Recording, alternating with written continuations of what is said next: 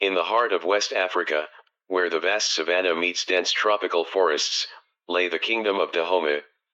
This kingdom, fierce and proud, was renowned for its formidable army, particularly its elite group of female warriors known as the Agojie, or more commonly, the Dahomey Amazons. These women were not just soldiers, they were a force of nature, dedicated to their king and their kingdom with unparalleled ferocity and discipline. This is their story. Kindly subscribe to this channel before we start. The sun was setting over the royal palace in Agojie, casting long shadows over the walls adorned with murals depicting the kingdom's glorious battles. Inside the palace, King Gezo sat on his throne, his expression grave. His council of advisors stood around him, murmuring in low tones about the growing threat from the neighboring Oyo Empire, which sought to expand its territory into Dahomey. "Silence," King Gezo commanded, his voice echoing through the hall. The advisors immediately fell silent, all eyes on their ruler. "We have a choice to make. The Oyo Empire threatens our land, our people, and our way of life. We must defend our kingdom with every resource at our disposal. It is time to call upon the Agojie." A ripple of approval swept through the room. The Agojie were legendary, known for their unmatched skill in combat and unwavering loyalty. Their presence on the battlefield would be a decisive factor. King Gezo nodded to his general, Nanisca, a tall and imposing woman with a commanding presence. Her eyes were sharp, and her body bore the scars of many battles. She stepped forward and bowed before the king. "Nanisca, you know what must be done," King Gezo said. "Yes, Your Majesty," Nanisca replied. "The Agojie will answer the call." The training grounds of the Agojie were a sight to behold. Situated just outside the royal palace, it was a sprawling area filled with obstacles, target dummies, and weapon racks. The air was thick with the sound of weapons clashing and the grunts of warriors pushing their bodies to the limit. Nanisca stood at the center, her eyes scanning the women training before her. These were not ordinary women, they had been selected from a young age, trained rigorously in the arts of war. Their skills with the machete, spear, and bow were unparalleled. "Attention!"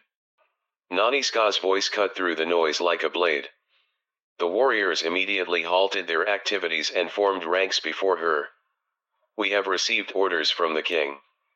The Oyo Empire threatens our land, and we must prepare for battle." A murmur of excitement and determination ran through the ranks. These women lived for moments like this. Their training, their sacrifices, everything was for the defense of their kingdom. Nanisca continued, "We will increase our training regimen. We must be faster, stronger, and smarter than our enemies. We will show them the true power of the Agojie." Among the Agojie was a young warrior named Nawi. She was relatively new to the ranks, having joined only a year ago, but she had already proven herself to be a fierce and dedicated fighter. Her agility and skill with the spear were impressive, but she still had much to learn. Nawi watched Nanisca with admiration and determination. She wanted to prove herself worthy of the Agojie name. As the training intensified, Nawi pushed herself harder than ever before. She spent countless hours perfecting her techniques, honing her body into a weapon. One evening, as the sun dipped below the horizon, Nawi stayed behind on the training grounds, practicing her spear thrusts. Nanisca, noticing the young warrior's dedication, approached her. "Nawi," Nanisca called. "You show great promise, but you must learn to balance strength with strategy. The Oyo are formidable opponents. We cannot rely on brute force alone." Nawi nodded, sweat glistening on her brow. "Yes, General. I will not let the Agojie down." Nanisca smiled. "I know you won't. Remember, it is our unity and our minds that make us strong. Train your mind as you train your body." As the weeks passed, reports of the Oyo Empire's movements grew more alarming. Scouts brought news of large armies amassing at the border, ready to strike. The tension in Dahomey was palpable. The citizens looked to the Agojie with hope and trust, believing in their ability to protect the kingdom. One evening, King Gezo called a council of war. Nanisca, along with her most trusted lieutenants, including the seasoned warrior Amens and the strategist Oyo, attended. Maps were spread out on the table, and the advisors discussed their strategy. The Oyo have superior numbers, one advisor said. But we know the terrain better. We can use that to our advantage. Oyo nodded. We should set traps in the forests and use guerrilla tactics. We must disrupt their supply lines and weaken them before they reach Dahomey. Nanisca agreed. We will divide our forces. Amens will lead a contingent to harass the enemy from the rear, while I will command the main force to meet them head-on. Oyo, you will oversee the traps and ensure our supply lines remain intact. King Gezo listened carefully and then spoke. This plan is sound. Remember, the strength of Dahomey lies in our unity and our resolve. Fight with honor and courage. The gods are with us. The days leading up to the battle were filled with intense preparations. The Agojie warriors crafted weapons, fortified their defenses, and set traps in the forests. The citizens of Dahomey contributed as well, providing food and supplies for the warriors. Nawi, now a part of Nanisca's main force, felt a mix of excitement and nervousness. This would be her first major battle. She trained relentlessly, knowing that her performance could mean the difference between victory and defeat. On the eve of the battle, the Agojie gathered around a large bonfire. Nanisca stood before them, her face illuminated by the flames. She raised her spear high and spoke with a voice that carried the weight of their ancestors. Tomorrow, we face a great challenge. The Oyo Empire believes they can conquer us, but they do not understand the strength of our hearts and the fire in our spirits. We fight not just for ourselves, but for our families, our king, and our kingdom. We are the Agojie, and we will show them our might.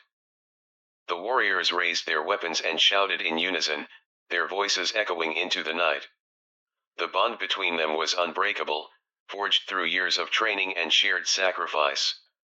The dawn of the battle arrived with an eerie silence. The Agojie took their positions, their eyes fixed on the horizon. Soon, the sound of marching feet and clanging armor filled the air as the Oyo army approached. Nanisca stood at the forefront, her spear glinting in the early morning light. She glanced at Nawi, who nodded, determination etched on her face. This was the moment they had trained for. As the Oyo army drew closer, Nanisca gave the signal. The Agojie unleashed a volley of arrows, striking down the front lines of the enemy. The Oyo soldiers faltered, but their commanders urged them forward. The battle quickly descended into chaos. The Agojie fought with unparalleled ferocity, their movements precise and deadly. Nawi found herself face to face with an Oyo warrior twice her size. She dodged his strikes with agility, using her spear to land precise blows. Her training and Nanisca's teachings guided her every move. Meanwhile, Amens and her contingent launched surprise attacks from the rear, disrupting the enemy's formations. Oyo's traps ensnared the Oyo soldiers, causing confusion and panic. Despite their superior numbers, the Oyo struggled to maintain their advance. The Agojie's unity and strategic prowess began to turn the tide of the battle. Nanisca led a charge into the heart of the Oyo army, her spear cutting through enemy ranks with ruthless efficiency. Her presence on the battlefield was like that of a lioness, fierce and unyielding. The Agojie followed her lead, their spirits undeterred by the overwhelming odds. Nawi, fighting alongside her sisters, drew strength from their collective courage. She remembered Nanisca's words about unity and strategy. As she fought, she observed the battlefield, identifying weaknesses in the enemy's lines. Spotting an opportunity, Nawi rallied a group of warriors and led a flanking maneuver, striking at the Oyo command post. The sudden attack sowed confusion among the Oyo officers, further disorganizing their efforts. The battle raged on for hours, with neither side willing to yield. The sun climbed high in the sky, casting harsh shadows over the blood-soaked ground. The air was thick with the sounds of clashing weapons and battle cries. As the afternoon wore on, it became clear that the Oyo were weakening. Their initial confidence had given way to desperation. Nanisca seized the moment, calling for a final, all-out assault. "Warriors of Dahomey," she shouted. "This is our moment. For our king, for our people, and for our land. Charge!" With a roar, the Agojie surged forward, their resolve unwavering. They pushed the Oyo back, step by step, reclaiming the ground they had lost. Nawi fought at the forefront, her spear a blur of motion. In the chaos, she found herself facing the Oyo general, a towering man with a menacing presence. Their eyes locked, and in that moment, Nawi knew this was her greatest test. The general swung his massive sword, but Nawi evaded the strike, countering with a swift thrust of her spear. The battle between them was intense, each blow a test of skill and endurance. Drawing on every ounce of her training and determination, Nawi finally saw an opening.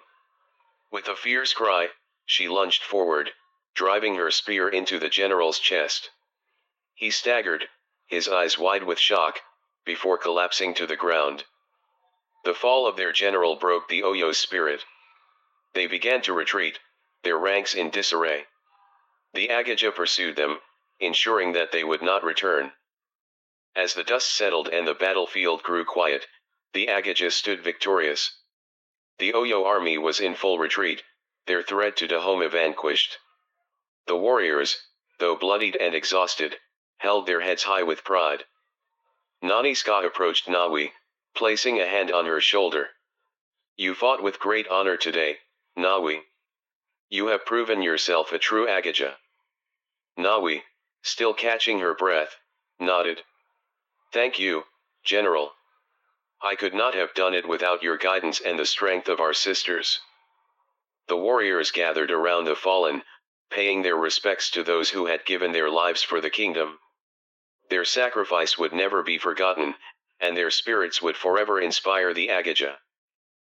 Back in Dahomey, King Gezo awaited news of the battle.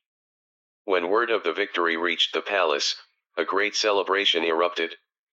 The king honored the Agojie with a grand ceremony, praising their bravery and valor. The Battle of Dahomey cemented the Agojie's place in history as one of Africa's most formidable forces. Their courage and unity in the face of overwhelming odds became a legend, inspiring generations to come. Nawi, now a respected warrior, continued to serve her kingdom with pride. She never forgot the lessons she had learned and the bond she shared with her fellow warriors. The Agojie remained ever vigilant, ready to defend Dahomey from any threat. Their legacy lived on, a testament to the strength and spirit of the warrior women of Dahomey.